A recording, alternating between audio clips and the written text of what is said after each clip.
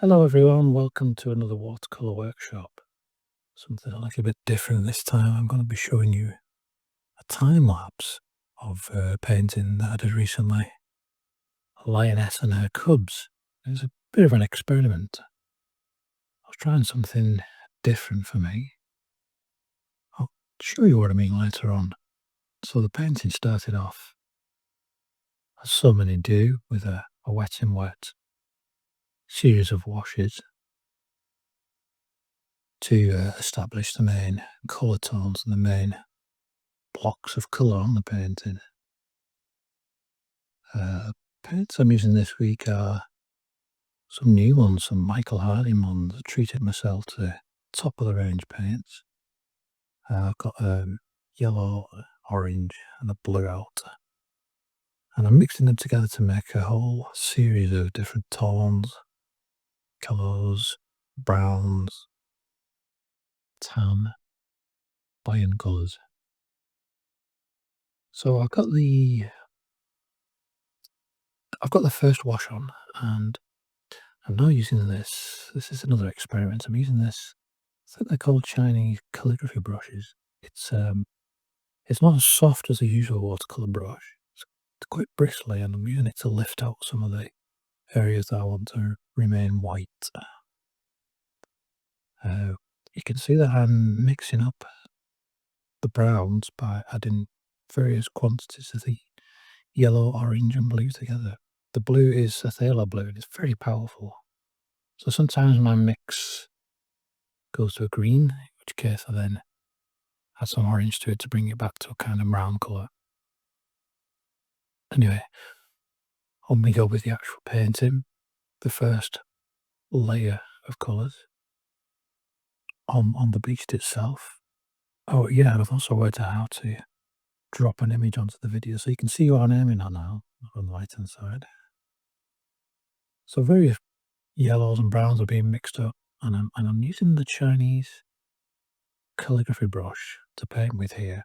It's quite a new experience if you're used to a soft bristle brush to go to quite a hard bristle brush. It's much more difficult to control, which is something that I wanted to try. I wanted to try and get away from the preciseness of the softer brushes.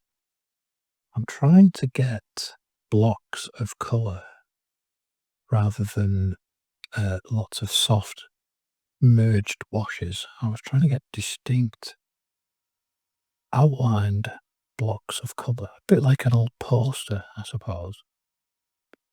Which, if you look at the finished painting, you can see the best on the head of the lioness.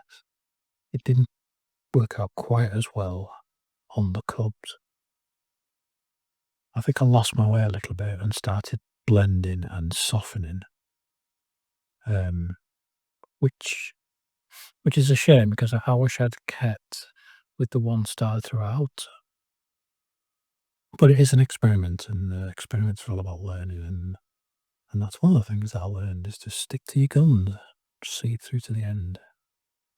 But it is very hard to break the habits that you've built up over the years of putting a layer down and then softening it and merging it with the previous wash and so on. It's quite unusual for me anyway to put on a layer of colour and then let it just sit and form an edge. It seems counterintuitive with the watercolour. Anyway, on we go. So I'm using the brush, the Chinese brush again, to lift out some areas. It's really good for that, by the way. If I don't use it for anything else, I'll definitely use it for that, for lifting out. Seems to lift out way better than a soft brittle brush. So again, I'm lining some areas, and I've found as I've progressed in watercolour that quite often you spend as much time lifting paint off the paper as you do putting it on. I certainly seem to. So I'm just trying to establish the areas where I want the light to show. So obviously, this is softening to some degree. I'm softening the paint that I've already got on there with clean water.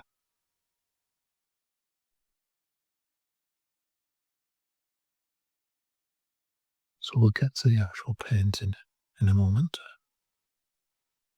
So that's the second layer finished. And the painting's dried, mixing up some colours again. Um, Trying to paint solid colours here rather than merging them together. I think one of the things that I learned towards the end of the painting, in hindsight, I suppose, was that it would have been better for me to mix up a series of maybe 3 yellows and 3 browns in separate wells or separate pots and mixed up a good amount of each one and use those, because I did find that as I went along that as I was mixing the different browns and the different yellows, it was very hard to match them to previous mixes. I do tend to mix as I go along. Now, when you're painting and merging colours together all the time, it doesn't really matter that they vary slightly as you go along. But for this painting, where I was trying to get a distinctive posterized style or illustrative style, I don't know what you would call it, um, I think it would have been better to have pre-mixed 4 or 5 colours and kept them consistent throughout and just layered them on top of each other. I think that might have given a better effect. The end effect is a mix of the illustrative effect that I was aiming for, but also there's quite a bit of blended traditional effect. I'm not sure it works that well. So what I mean is that the lioness head is what I was aiming for. Quite happy with that. You can see me painting it on now. And as those paints dry, they will lighten. This is wet on dry. They will get lighter as they dry, and the edge of each painted area will stay a little bit darker. So if you've ever done wet on dry before, you'll understand what that means. So yeah, that's what I was aiming for. But I achieved that quite well on the lioness. On the cubs, less so, I think. But definitely less so. We'll see that as we move along, and you can see it in the end result.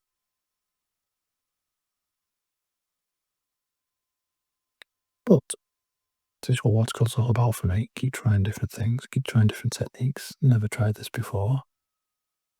I don't know if I'll ever do it again, but it was a valuable learning exercise. It's kind of interesting to try and break your painting down, your subjects down into areas of basic tones. A light yellow, a medium yellow, a dark yellow, a light brown, a dark brown, etc.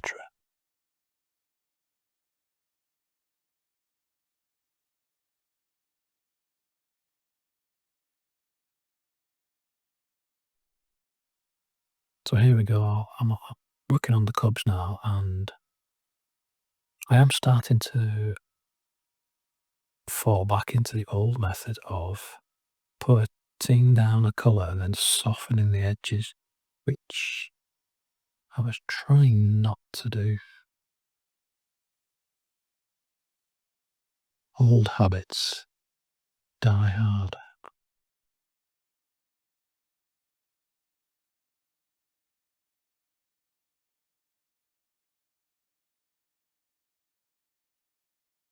I'm also outlining quite a lot of the areas which I wouldn't normally do.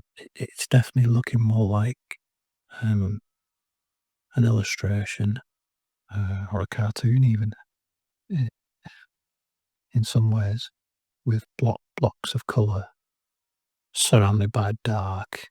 dark lines. So it's definitely not realistic. Uh, I think it's a nice-ish effect.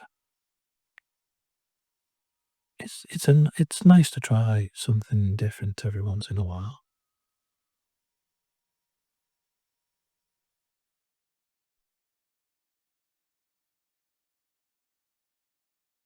So I'm just trying to define the jaw of the lioness not by shading underneath it. Negative painting.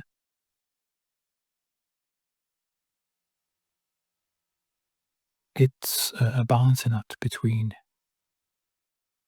drawing and paint. Normally with watercolor, it's more suggestive, and you tend not to draw things, but I certainly don't. You tend not to draw things in as much. Whereas on this painting, I found myself painting lines a lot, like I just did there on the back, which is quite a unusual concept for me. I found myself painting dark lines into the shaded areas quite a lot.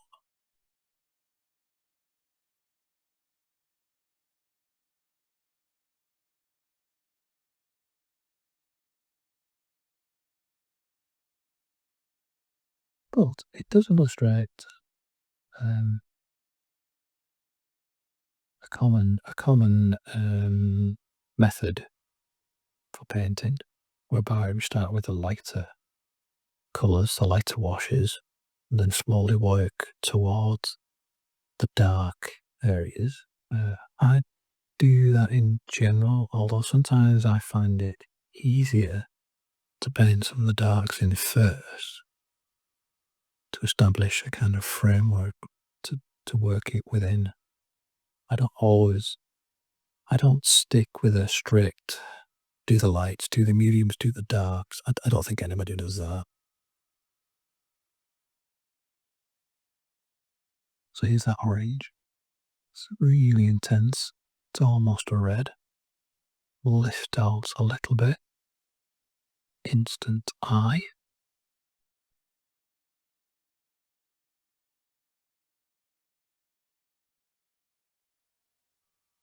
That black colour, well, I think you can call that black, is a mix of the orange and the phthalo blue. And because they are opposite each other on the colour wheel, they cancel each other out and you get a black. Probably blacker than some of the pre-mixed blacks that I've already got. So those tips for you there. Orange and blue for a very strong black.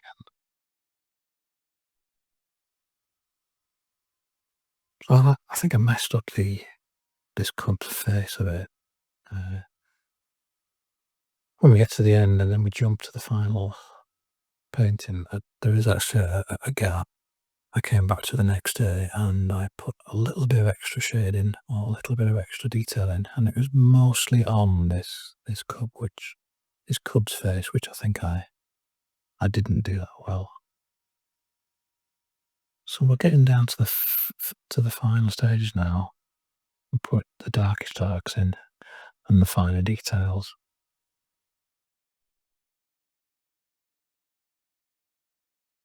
With the black I just mentioned, painting in the eyes.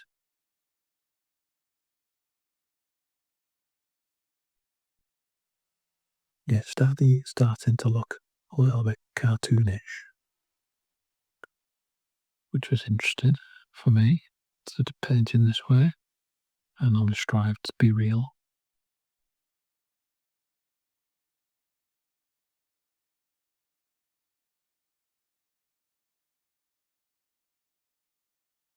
Lighting off a few more areas again.